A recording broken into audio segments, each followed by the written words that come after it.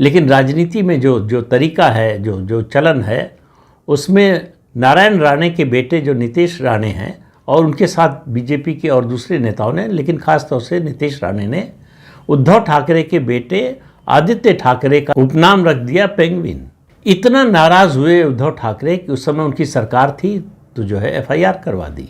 तब से पेंगुइन शब्द का नाम लेने पर उद्धव ठाकरे चिढ़ते, उनको लगता है आदित्य ठाकरे पर हमला हो रहा है। तो उस हमले का जवाब देने के लिए उनको लगा कि ये मौका है, इसका जवाब दे सकते हैं।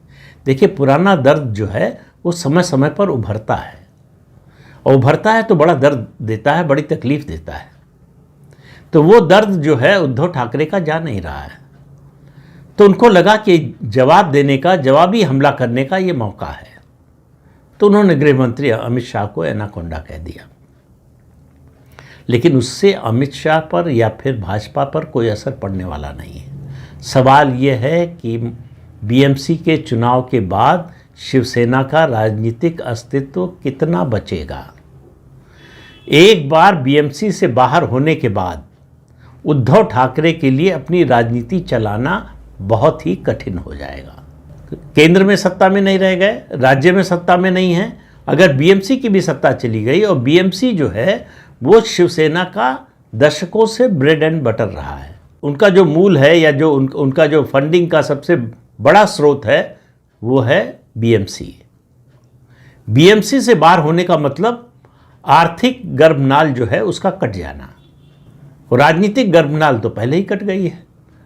अगर ये आर्थिक गर्भनाल भी कट गई तो उद्धव ठाकरे कैसे सरवाइव करेंगे।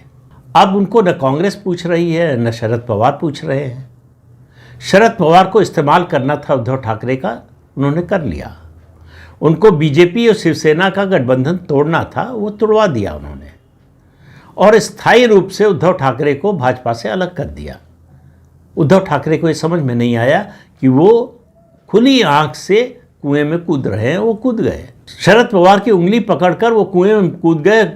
शरद पवार बाहर खड़े रहे और उद्धव ठाकरे कुएं के अंदर।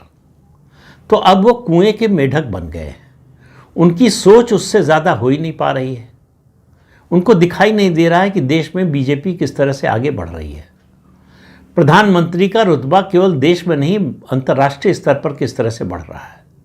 उनकी लोकप्रियता, उनकी प्रसिद्धि, उनकी प्रतिष्ठा किस तरह से बढ़ रही है।